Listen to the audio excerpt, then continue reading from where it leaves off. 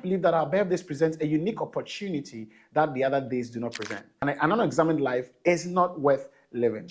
I'll be sharing with you 5 questions that I believe you should ask yourself on your birthday.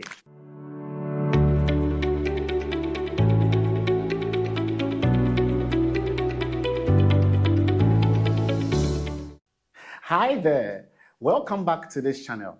If you're new here, my name is Yeboah Sasu. I am a certified life coach, and on this channel I share goal setting tips, relationship advice, and some in-betweens, all from a Christian perspective. Today, I'll be sharing with you 5 questions that I believe you should ask yourself on your birthday. The psalmist said in Psalm 118 that this is the day the Lord has made. I will rejoice and be glad in it.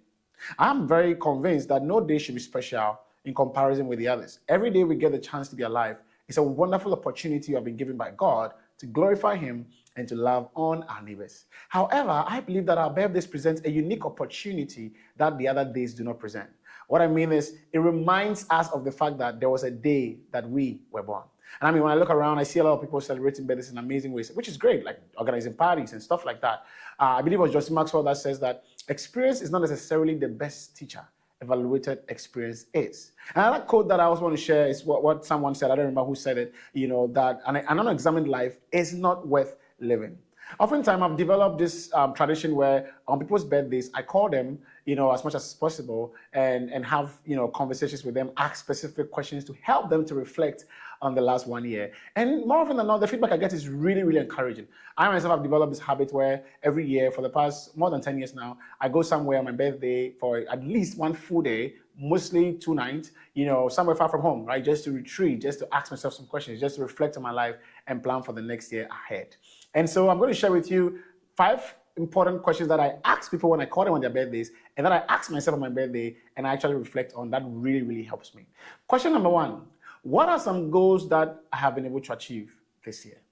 And so this is a very important question because, whether or not you actually take goal setting seriously, it's a good opportunity for you to think about things that you've accomplished in the year. If you had time to be able to write down your goals, that I always recommend, I have a lot of videos on that, then great. Look through the goals and ask yourself, man, how did I do this year? And where am I right now? And all of that, right? If you didn't write down goals, that's also fine. Think of hey, what are some things that I've accomplished and I'm proud of in the last 1 year? Question number 2, what are some goals I was hoping to achieve, but I could not achieve? And that's a very, very good question to ask because you see, every year comes with ups and downs, right? There's no single year that it will all be up or all be down. And so by all means, there are times that you probably wanted to do certain things, but you couldn't accomplish them. I think it's just helpful to reflect and, know those things as well. Ask yourself, why didn't I accomplish that? And is that something I want to do again in the coming year? Now, together, I have come up with a term that I call SOFOL analysis, SOFOL, which I do for myself. And so S stands for successes, basically what I just said, like what goals have I achieved. O stands for opportunities, simply put, what are the opportunities that I had that enabled me, to be able to accomplish these goals.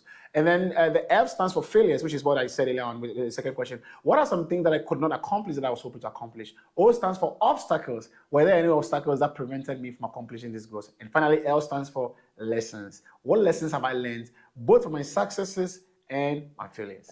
And the third question I typically ask myself and others is, what are some experiences that I've gone through that I would like to relive? Now, this actually is a very good question because it helps to reflect on the good moments throughout the year. It helps to, it may not have been as, a success, like something that you accomplished as an achievement, but it can be just an experience. It can be maybe an outing you went with a friend or with a family. It could be maybe even a book you read that was so good. It could be a ministry experience, maybe on a mission trip or something like that, right? And so just thinking about experience that I would like to relive helps to savor all those amazing moments that you had in the last 1 year.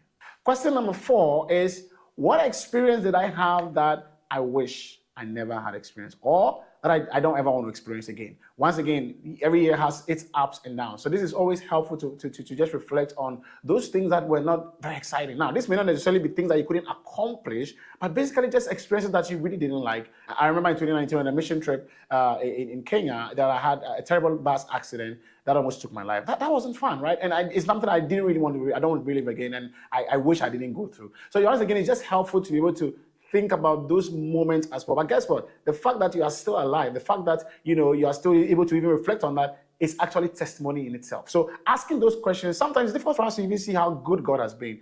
Psalm 119 verse 68 says that you are good. and all you do is good. But sometimes it's difficult to identify God's goodness when things have not gone as well as we expected. But when you think about those things, in the way that I'm recommending now, it helps us to see that in the midst of all of this, we are still alive. And I always say this, that although you probably, are not where you want to be, you definitely are not where you used to be. And the final question, which is my favorite, is that who are the top 10 people that have had the most positive influence in your life, and what did they do? Now, when I'm talking to people, sometimes 10 might be a lot, so I can do like 3 people or 5 people. Now, it doesn't have to be in order, right?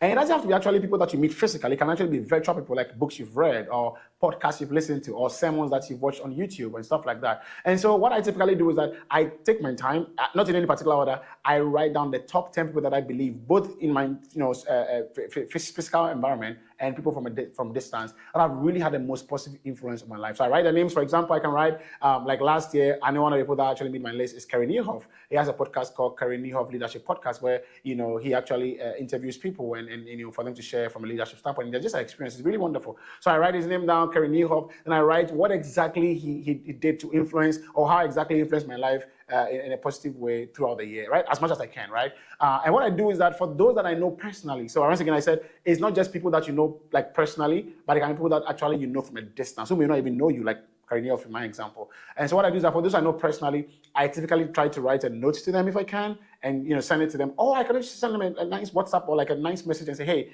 hope you're doing well. Every year I go for a retreat, and this is what I do. One of the things I do is that I think of the top 10 people that have influenced my life most in the last 1 year. You made the top 10 list, and this is how you influenced my life. Thank you so much for being in my life and for doing this for me. And look, it goes a long way to keep relationships, to give people feedback, and to let them actually be grateful for the fact that sometimes they even get shocked, that, oh wow, I didn't know I was really helping as much as you're claiming I did, when I was doing all of that for you. And that's always exciting for them to know. Guess what? I've been doing this for more than 10 years now, and I can tell you what, it's wonderful to do these things. It's helpful to let you know, and sometimes even to know that, man, this is a relationship I still have to really nurture and to keep, right? And it can even become something that can go a long way to establish even long-term relationships. Hey, so hopefully your next birthday will not just be about reading all the messages, which are all great. It's not just about organizing a party for yourself, which is all still great, but I hope you can spend some time, reflect. And if you have to even get a dedicated book for that, or just go create a Google Docs, document for that, and just type them out. I have mine on Google Docs now. I used to write them in a specific book, which I still have, and so I always reflect. So, like, for example, this year when I go for my birthday retreat, I'm going to review for the previous year what I wrote down, and then I'll also do the same for this year. Hey, I hope this video was helpful for you. I hope it helped you to make some better decisions going forward.